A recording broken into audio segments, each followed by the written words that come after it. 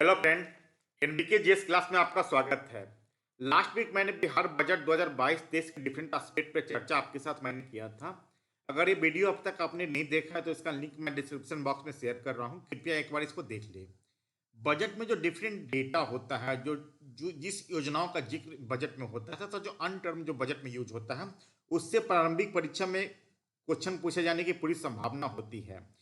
इसी को ध्यान में रखते हुए बिहार बजट 2022-23 में जो डिफरेंट डेटा जो महत्वपूर्ण थे तथा जिन योजनाओं का जिक्र किया गया था उससे संबंधित 25 महत्वपूर्ण प्रश्नों पे आज मैं आपके साथ डिस्कशन करूंगा। तो पहला प्रश्न पे हम लोग आते हैं कि वित्तीय वर्ष 2022-23 में बिहार राज्य का बजट का कुल आकार कितना है। तो यहाँ पे हम लोग देखते हैं कि जो बजट का कुल आकार है वो है कि 2,37,691.19 करोड़। इसमें ये आप लोग देख लीजिए कि बजट का दो आकार होता है, एक होता है योजना व्यय, योजना बजट, और दूसरा होता है स्थापना एवं प्रतिबद्ध व्यय, स्थापना एवं प्रतिबद्ध व्यय। योजना बजट में होता है कि डिफरेंट जो स्कीम है, जो पूंजी निर्माण है, सपोज कि रोड बन रहा है, पुल बन रहा है, फैक्ट्री बन रहा है, ये सब योजना बद में आ जाएगा। जितने भी कार्यालय व्यय है, वेतन है, पेंशन है, वो सब योजना एवं स्थापना एवं प्रतिबद्ध व्यय में आएगा। तो बिहार 2022-23 में जो बजट योजना मद है वो 1 लाख करोड़ है। जो स्थापना एवं प्रतिबद्ध व्यय है वो है 1,37,460 करोड़। तो आप लोग इसको याद रखिएगा, जस्ट एक ध्यान में रखने की आवश्यकता है, क्योंकि इसमें अगर मेंस में अगर भी क्वेश्चन आते हैं तो इसको आप कोट कर सकते हैं। तो बिहार राज्य का बजट का कुल आकार कितना है, तो इसका आंसर डी होगा, 2,37,691 करोड़। बिहार बजट 2022-23 में राजकोषीय घाटा राज्य सकल घरेलू उत्पाद कितने प्रतिशत अनुमानित है। तो बिहार एफआरबीएम जो एक्ट है 2006 के अनुसार इसमें कहा गया कि 3.5% से राजकोषीय घाटा कम रखना है। तो 2022-23 में भी जो बिहार बजट का जो राजकोषीय घाटा है वो 3.47 रखा गया, जो 3.5 के अंतर्गत थी। तो इसका आंसर बी होगा। जलवायु अनुकूल कृषि कार्यक्रम के अंतर्गत बिहार के किस जिले में गोबर एवं फसल अवशेष का संग्रह कर वर्मी कंपोस्ट बनाने तथा अवशेष देने वाले परिवारों को गैस सिलेंडर मुक्त देने का मॉडल स्टार्ट किया गया। तो ये है मधुबनी जिला में। इसको हम लोग सुखेत मॉडल भी कहते हैं। आप लोग इसको याद ध्यान रखिएगा, सुखेत मॉडल, जिसकी चर्चा प्रधानमंत्री द्वारा मन की बात में भी की गई है। इससे क्या होता है कि जितने भी फसल अवशेष है उसका यूज हो जाता है, साथ साथ जो गरीब परिवार हैं उनको मुफ्त में गैस सिलेंडर भी मिलता है, जिससे कि बिना पर्यावरण में प्रदूषण फैलाए वो अपना भोजन वगैरह बना सकते हैं। यह है आत्मनिर्भर पैकेज के अंतर्गत सूक्ष्म खाद्य प्रसंस्करण उद्योग उन्नयन योजना के तहत किसानों को 35% अनुदान उपलब्ध कराया जाता है। यह योजना किससे संबंधित है। तो यह योजना है कि प्रत्येक जिला में एक चिन्हित विशेष उत्पाद होगा, उसको बढ़ावा देने की बात इसके में कही गई है।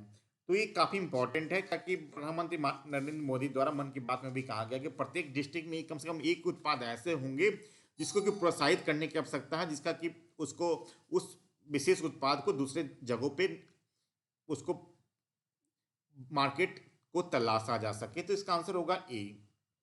मुख्यमंत्री तीर्थ विस्तार योजना निम्न में से किससे संबंधित है। तो मुख्यमंत्री तीर्थ विस्तार योजना में कहा गया कि जितने भी किसान हैं सभी जितने भी अनाज होते हैं, सभी अनाजों का उपज का आधा एकड़ उनको उच्च गुणवत्ता वाले बीज उपलब्ध कराया जाएगा। साथ साथ जो दलहन और तेलहन का जो फसल है उसके लिए 1/4 एकड़ का उच्च गुणवत्ता वाले बीज उपलब्ध कराया जाएगा। तो ये भी दोनों आंसर सही है। इसका आंसर होगा ई, उपयुक्त में से एक से अधिक। अगर कि वर्ष 2020-21 में मत्स्य उत्पादन जो है भारत का, वो बिहार का, वो 6.83 लाख मीट्रिक टन हो गया है। अब मत्स्य उत्पादन में देश में बिहार का कौन सा स्थान प्राप्त है। तो अभी इतना उत्पादन होने से, 6.83 उत्पादन होने से बिहार मत्स्य उत्पादन में ऑलरेडी आत्मनिर्भर हो चुका है। तो इसका भी स्थान है वो चौथा स्थान है। इसका आंसर होगा बी। सबसे अधिक जो, ये भी याद रखिए, सबसे अधिक जो मछली उत्पादन बिहार में होता है वो होता है मधुबनी जिला में।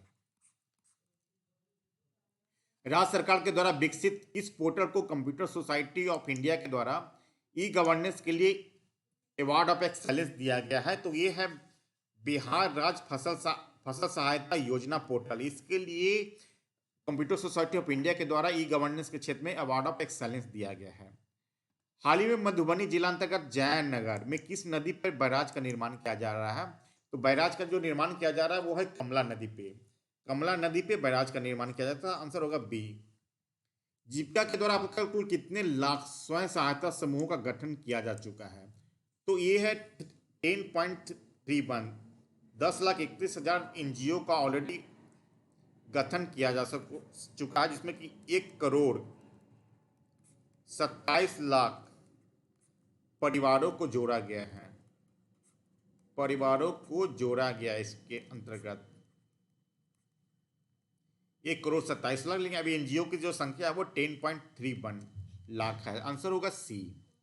कॉमन सोशल रजिस्ट्री पोर्टल निम्न में से किससे संबंधित है? तो जो बिहार बजट है 22-23, उसमें कहा गया है कि वित्त विभाग के अंतर्गत जो अपना फाइनेंस डिपार्टमेंट है, वित्त विभाग है, उसके अंतर्गत जो है कॉमन सोशल रजिस्ट्री पोर्टल होगा, जिसमें सभी विभागों में जितने भी योजनाओं का लाभ सभी परिवारों को दिया जाएगा, उसका निबंधन इस पोर्टल पे किया जाएगा। अभी फिलहाल कहा जा रहा है कि जितने भी अलग अलग पोर्टल पे डिफरेंट डिपार्टमेंट जो सरकारी लाभ लेने वाली योजनाओं का जो डेटा है उसको सबसे पहले कॉमन सोशल रजिस्ट्री पोर्टल में इंपोर्ट किया जाएगा। उसके बाद सभी जितने भी लाभार्थी होंगे इस पे अगले वर्ष से डायरेक्ट इसमें रजिस्ट्री किया जाएगा। इसका आंसर होगा बी।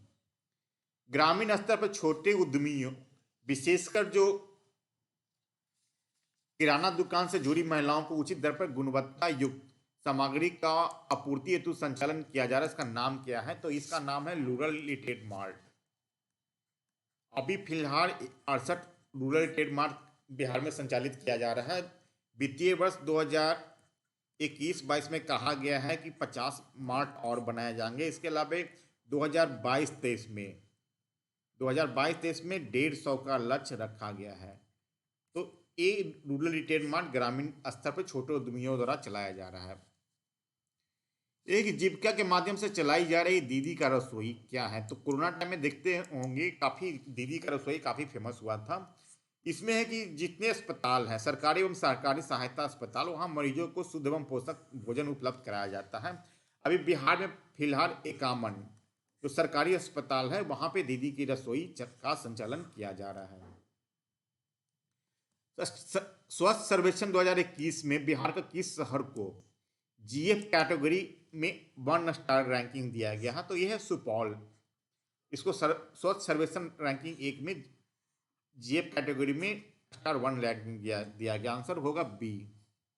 नमामि गंगे कार्यक्रम के अंतर्गत राज्य की गंगा के किनारे कितने शहरों को प्रदूषण से मुक्त कराने हेतु सीवरेज शोधन का कार्य किया जा रहा है? तो बिहार में लगभग 23 शहरों को बायो रिमेडियन जो टेक्नोलॉजी होते हैं उसमें की जो सीवरेज जो पानी होता है उसको शोधन कर गंगा नदी में मिलाने का कार्य किया जा रहा है। तो इसका आंसर होगा सी। बिहार राज्य के बेगूसराय जिला में अवस्थित कावल ताल आर्द्रभूमि को रामसर कन्वेंशन 2020 के द्वारा राज्य के प्रथम आर्द्रभूमि में घोषित किया गया है। ये जो कामल ताल जो आर्द्रभूमि है इसको देश में कौन सा स्थान प्राप्त है? तो इसका 38वां स्थान प्राप्त है। देश में 38वां स्थान इसको प्राप्त है। अभी टोटल 42 आर्द्रभूमि को भारत में वेटलैंड लैंड के रूप में घोषित किया जा चुका है। बिहार के किस जिले में अवस्थित नागी पक्षी आश्रय स्थल में प्रथम राजकीय पक्षी महोत्सव कलरव का आयोजन किया गया है? तो ये जो नागी पक्षी स्तर है वो किस जिले में है? तो ये है जमुई जिला में। इसका आंसर होगा बी। अब एक जिला औद्योगिक नव प्रवर्तन योजना क्या है? तो कोरोना टाइम में जो लॉकडाउन लगाया गया था उससे काफी ज्यादा यहाँ के श्रमिक बिहार लौटे थे। उनको रोजगार देने के लिए बिहार में उनको अस्थायी रूप से आवासन उपलब्ध कराने के लिए ही जिला औद्योगिक नव प्रवर्तन योजना स्टार्ट किया गया था कि अगर वो यहाँ पे रोजगार करते हैं तो वो अस्थायी रूप से बिहार में वो बस सकते हैं। अब है कि वर्ष 2021 में राज्य के किस विभाग को भारतीय अंतर्राष्ट्रीय व्यापार मेला में स्वर्ण पदक से नवाजा गया था? तो ये है उद्योग विभाग। जो बिहार के जो उद्योग विभाग है उनको स्वर्ण पदक मिला था, तो इसका आंसर होगा बी। गुड सेमेटेरियन में को स्वतंत्रता दिवस, गणतंत्र दिवस या सड़क सुरक्षा माह के अवसर पर 500 रुपया प्रोत्साहित किए जाने का योजना स्टार्ट किया गया था। एक गुड सेमेटेरियन के आशय क्या है? तो सड़क दुर्घटना में जो बड़े पैमाने पर लोग को मृत्यु हो जाती है, तो वैसे लोग को जो कि सड़क दुर्घटना के प्रारंभिक स्तर पर उनको प्राथमिक एड देते हुए अस्पतालों तक पहुंचाते हैं, उनको गुड सेमेटेरियन कहा गया, अच्छे व्यक्ति कहा गया है। ऐसे व्यक्तियों को ही गणतंत्र दिवस, स्वतंत्रता दिवस तथा सड़क सुरक्षा सप्ताह या माह के अवसर पे 5,000 रुपया प्रोत्साहित किए जाने की घोषणा है। तो ये इसका आंसर होगा ए। अब है कि ई रिक्शा, ई कोड के परिचालन के बढ़ावा देने के लिए बैटरी चालित जो यान है या इलेक्ट्रॉनिक वाहन है उसमें कुल कितने प्रतिशत का छूट दिया गया है? तो ये है 50%। 50% रजिस्ट्रेशन में छूट दिया गया बिहार सरकार के द्वारा। राज्य में पटना के अलावा अन्य किस जिले में जो दूसरा एम्स बिहार में स्थापित किया जा रहा है? तो ये है दरभंगा जिला में। दरभंगा जिला में जो डीएमसीएच है उसके परिसर में ही दूसरा एम्स स्थापित किया जा रहा है। एक जो टर्म यूज हुआ है नीचे मछली ऊपर बिजली कार्यक्रम बिहार बजट में, यह किससे संबंधित है? तो इसमें कहा गया कि नीचे जो पानी होगा उसके नीचे तो मछली पालन होगा, ऊपर सोलर प्लांट लगाया जाएगा जिससे कि नीचे मछली का भी उत्पादन होगा, ऊपर सौर प्लांट से विद्युत का भी उत्पादन होगा। तो इसका आंसर होगा सी, मछली पालन के साथ साथ सौर संयंत्रों के माध्यम से बिजली का उत्पादन किया जाना। समेकित वित्तीय प्रबंधन प्रणाली CMFS यानी कॉम्प्रिहेंसिव फाइनेंस मैनेजमेंट सिस्टम किससे संबंधित है? तो भी बिहार में CMFS लागू है। जितने पेमेंट होता है वो CMFS के माध्यम से होता है। इसका मेन काम है कि राज्य की जितनी संपूर्ण वित्तीय कार्य है उसको ऑनलाइन एवं पेपरलेस करना। तो इसका आंसर होगा बी। अब है कि विद्यार्थी उद्यमी योजना के अंतर्गत बिहार के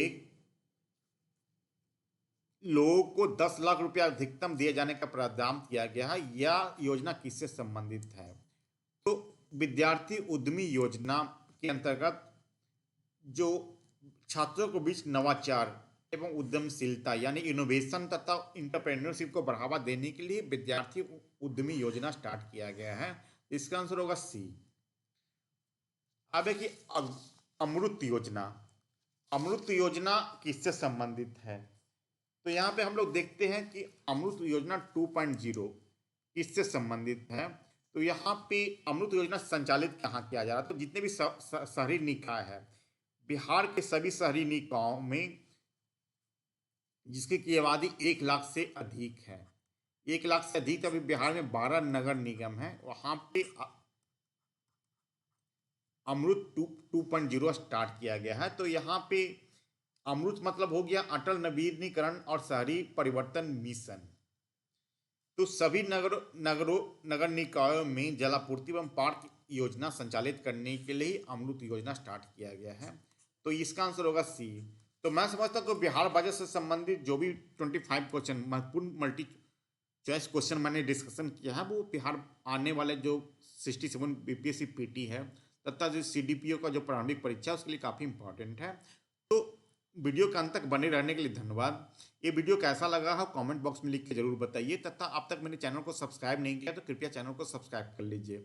धन्यवाद।